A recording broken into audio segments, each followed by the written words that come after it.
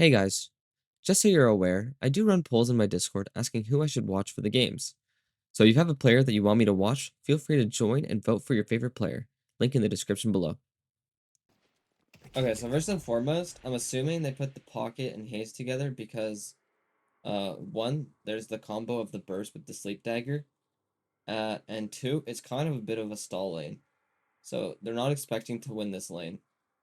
So they put one of their carries or quote unquote carries in the lane where the camp spawns, and then they're using that just to get them fed and ahead. But they're gonna be playing pretty far back in this lane. They're probably just gonna allow Cosmetical to get Giga fed, and then have Obakim roam.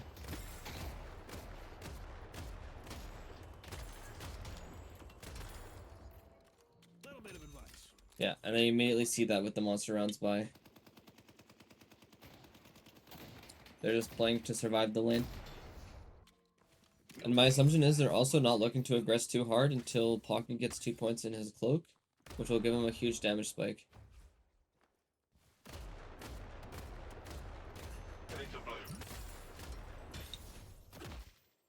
What you would normally end up seeing from pockets in the lane is they would look to play into the Veil and then look to throw their cloak across to get infinite wave prio.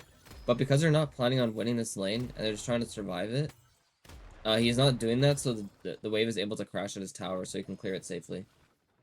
And so it doesn't so they can't set up a freeze as well. So he buys the reactive barrier just because it's against Vindicta. Vindicta is one of the easiest characters to proc reactive barrier on because it's an AoE root. Or, well, AoE and like entangle. So he just procs the reactive barrier and gets a free shield.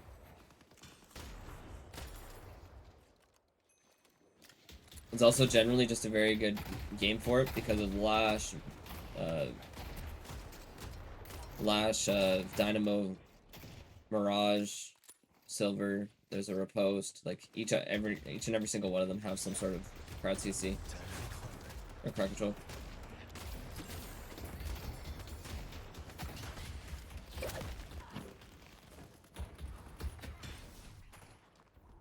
So this is the one time that they pushed out the lane, and it's just to get bridge buff prio.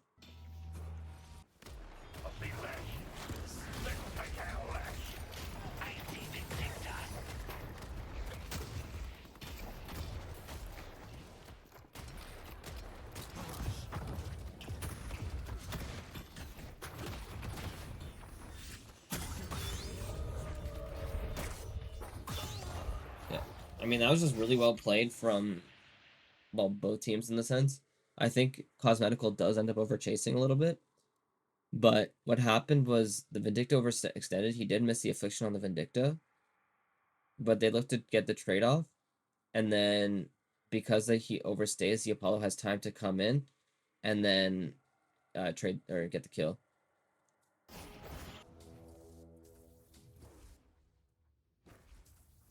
Okay, I'm just gonna put this out there just because like it was a small thing, but I'm assuming this was communicated. What normally would happen, or I shouldn't say what normally happened, but there's occasions where this will happen, where the person who came to roam, so in this case the Victor came to the left lane, to roam, he would just end up staying there, and they'd kind of do a pseudo lane swap, and the Pocket would just go mid to take control of mid. But I guess they communicated saying the Victor's gonna go back to mid and then keep the Pocket there, the left lane. And yeah, exactly kind of what I was saying before. The moment that the Pocket got tier 2 in the Flying Cloak, they're not as afraid to contest them. And now they're looking to actually get wave prio in some cases. It was also just because the Vindicta wasn't back yet, so they just looked to put some pressure on the tower.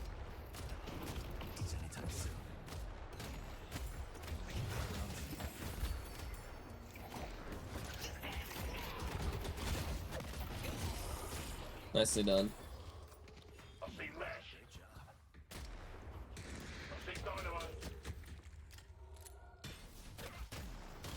But like as you saw like just before, what happened was the silver extended just slightly, and that's like they just capitalized on that one mistake. So they literally just play this, like the pocket and the haze, just play this lane super safe, and then the moment one enemy just oversteps, boom, they're dead. With the sleep dagger, and then the burst from pocket, and the ult.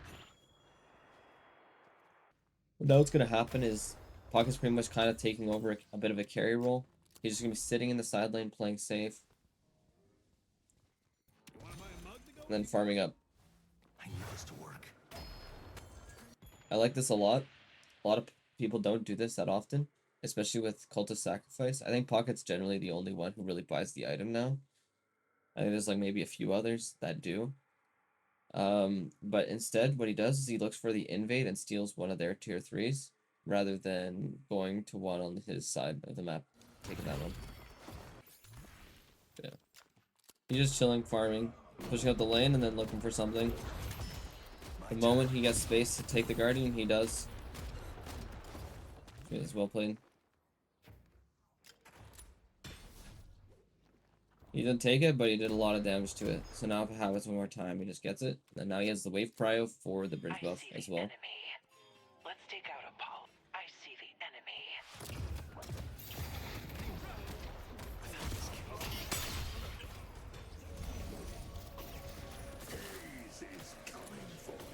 And this was actually really well played by Lowkey W.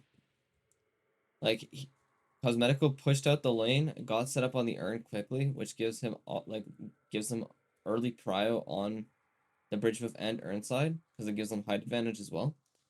And then with that, they used the space that he created to get there in time and send 5. And then they ended up getting an early pick on the Apollo because of it, because he tried to contest. So now they're actually going to get urn and the bridge buff, which was the spirit buff on pocket, which is insane. And they just, if Abrahams decides to fight this, they just straight up lose the fight, lose Guardian, and probably the urn.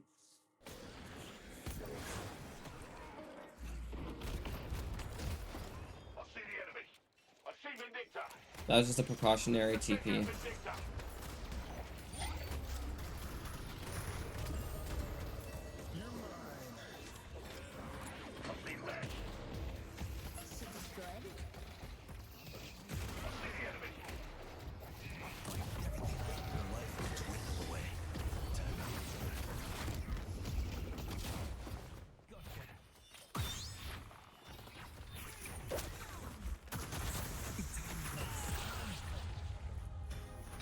So although they got the urn, Abrahams did decide to fight it, and as we talked about in the last video, or in the last replay, Abrahams just looked to pick off all the stragglers that were left. And this is a consequence of having Blue Prio pushed. They had Blue Prio, the Vindictus forced to stay, and this allows Cosmetical to join in the fight.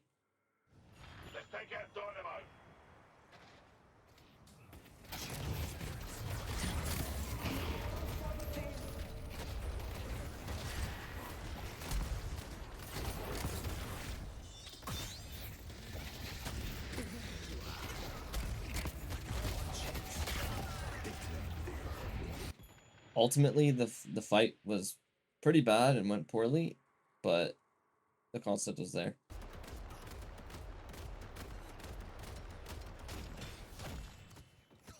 I see Lash.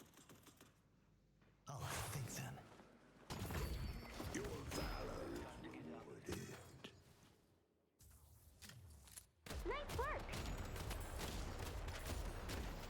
That was just cool. Like, I've seen like a lot of experienced pockets will do that. They'll use their cloak to just help mobility in farming and make it so they can farm stuff faster. So as you saw, he farmed a camp and then used his cloak to get to the high ground to get to the other camp. Although he didn't take it, it was just to get back to the wave safely. God help us if my father. And now he's gonna go farm the camp.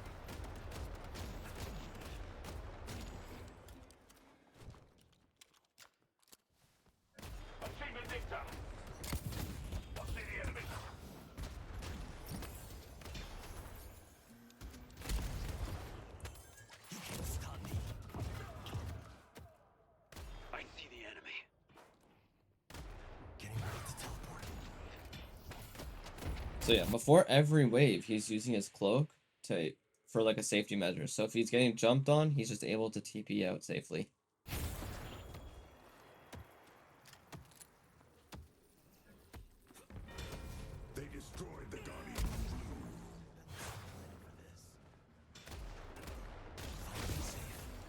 You can see it again here.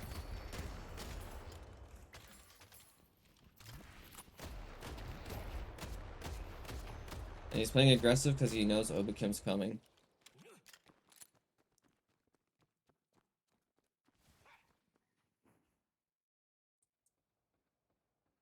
Might be time to meet up with the others. They won't expect this.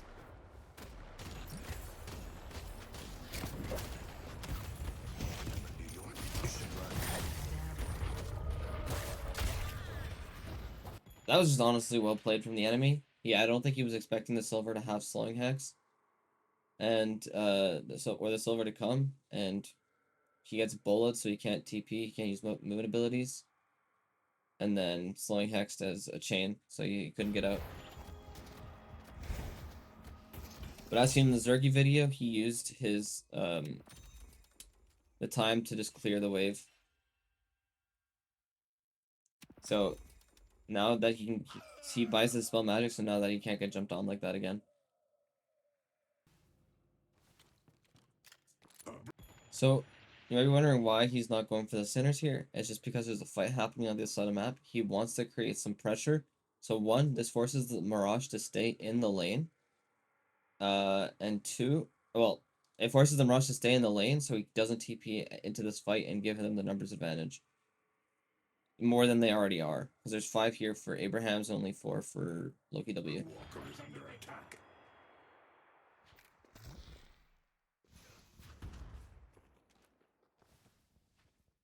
I see the enemy. And in this case, he's also just looking to clear the wave, so this way the Mirage can't push the Walker down. The spirit urn is waiting to be claimed. I see Vindicta. Let's take out Vindicta.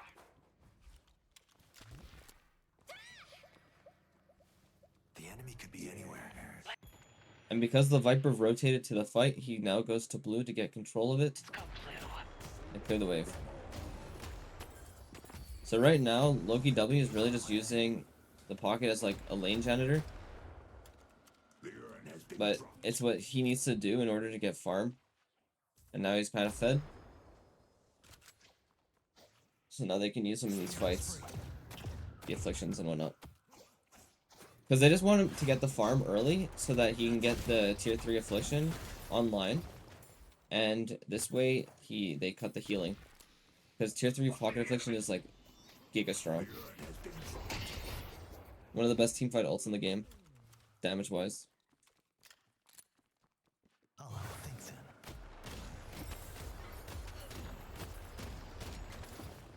The urn has been dropped. I see Vindicta. And again, just getting blue prio in order to have some stuff. And he's looking to cut the wave.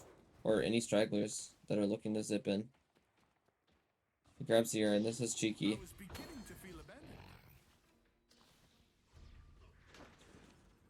A green walker is under attack. He just steals the urn and takes it away. This is really nice. Careful, pocket. Let's take out Lash.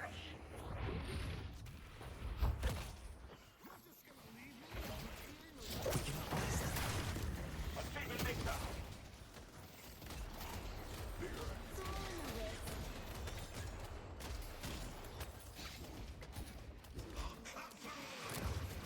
I see the enemy. Let's go to Broadway.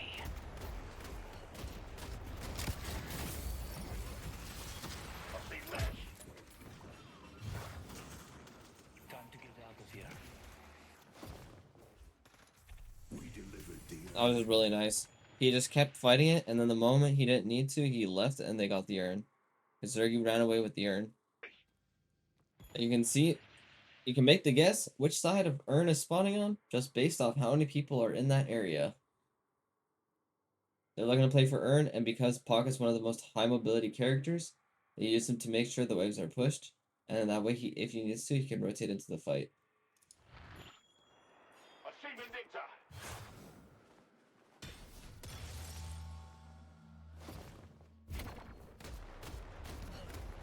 Before anything else, he gets blue prio. Be bold. Good God. God, what am I about to do? Bet they weren't planning for this.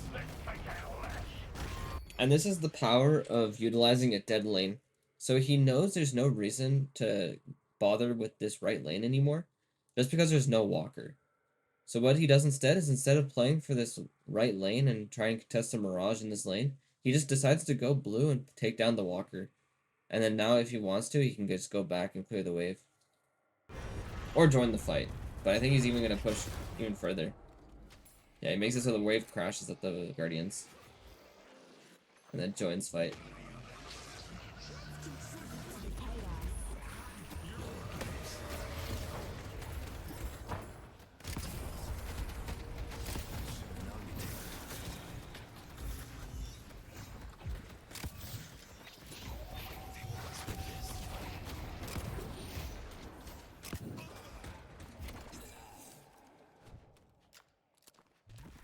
Thanks for the help. Which is really nice. And I wouldn't be surprised if they go mid. Very nice. Bebop brings the urn to mid, so this way the other team can't hostage it while they're doing it. And this is just really nice too. So he throws the cloak up one of the doorways. This way, it's a little bit of a scouting tool as well. So what happens is if the cloak hits anyone, they know that people are there. It also helps him with rotations, so if he knows that no one's there, then he can just take the TP and rotate to a lane after they take the mid boss. The rejuvenator is descending. He still probably loses the walker, but he can maybe at least contest it, or have a chance at contesting it this time.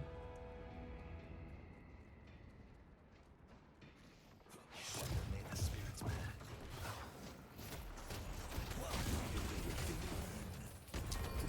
They've destroyed our yellow walker.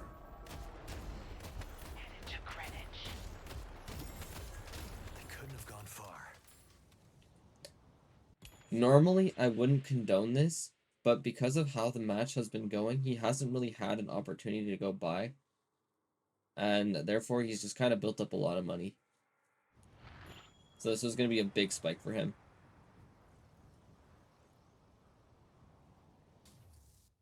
There goes one good-looking son of a bitch. Spirit Burns is more anti-heal and tick damage, and then what this does is it allows Pocket to kill with Affliction. And then Tank Busters is Great Burst, which helps Pocket. You can't stop me.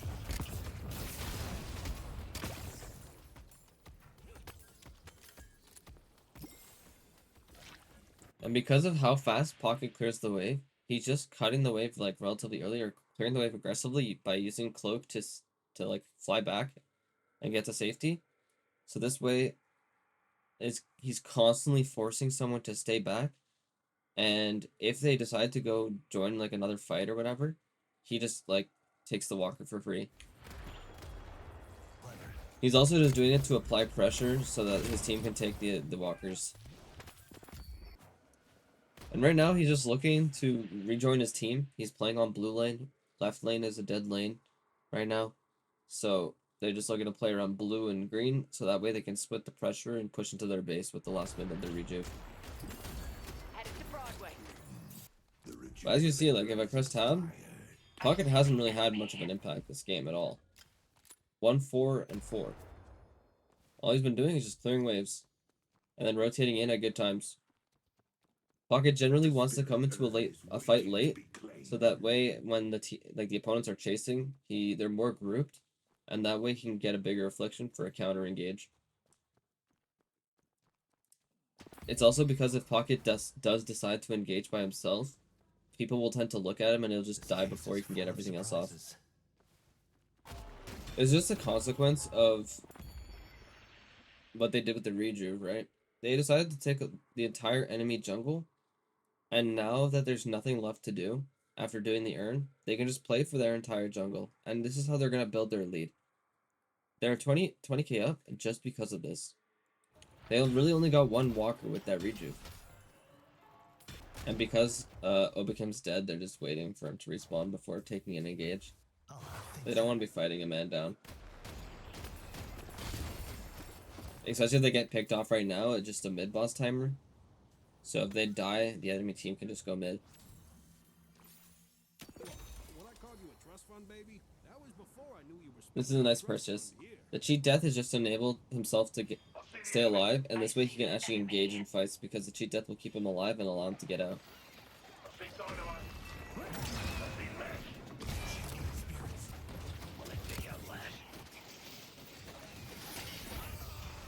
can't last forever.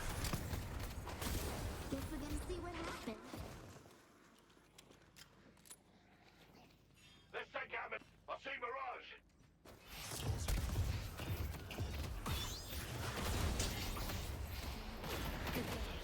I see Mirage.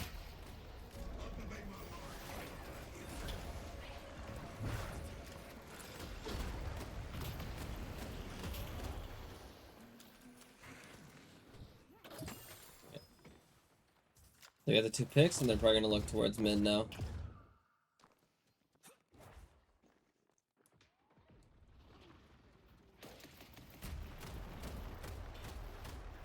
They do have to slightly be careful because of the Dynamo ulti, but with Viper ult and Victor ult, they shouldn't be as scared. They also do have the Unstop on Zergy.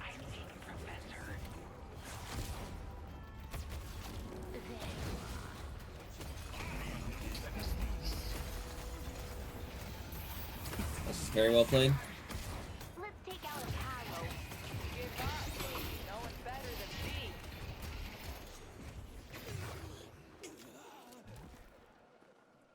They're just gonna look to redo other ways, and then they might look to slow push to their last walker or just push into their base. It's dangerous. But first and foremost, they're gonna look to steal their jungle and just continue building that lead. Expect this. They have time. They know they have it. Rage is 4 minutes. You want to use essentially the first half of it to just steal stuff off the map, build the lead, and then buy, Today I take and a then stand. use that money advantage to push their base. I see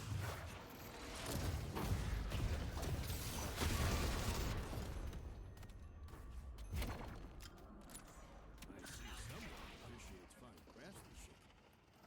Keep your eye on the ball, boys and girls. Nice work.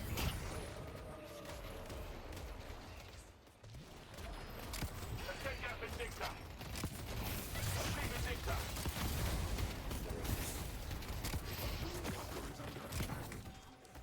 The enemy could be anywhere.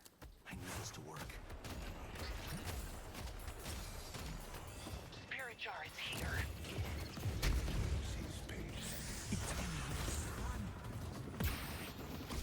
Like, it's crazy because even in these fights, whenever he gets like somewhat low or like he has his cooldowns off, he'll leave the fight to push out a wave, so that way, like, in the meantime, his the minions will just start taking the base, and that way he can focus more on the fight. It also is generally for the heal that the heal creep gives.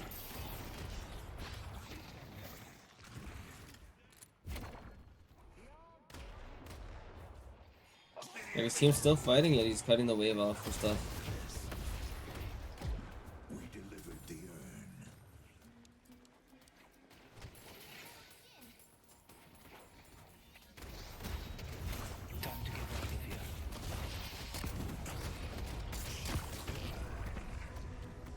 This is really well played. To die now.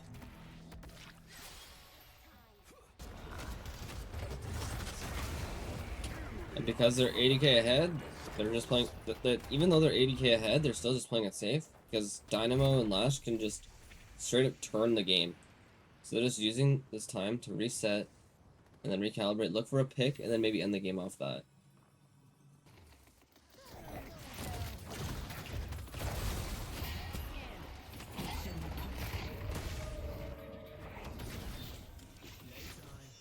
They almost find the game-ending pick there.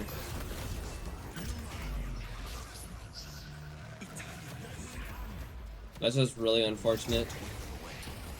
The Dynamo ulted, but the Lash ulted at the same time and pulled them out of the Dynamo ulti. Mirage. The momentum's going my way. And because of that, they just kind of just win the fight. And they lose the game. Headed to green. That's GG's. That was a really simple game from Cosmetical. Like, you literally just straight up played the macro game and just won the game because of it. They actually lost a lot of the, urns and stuff like that.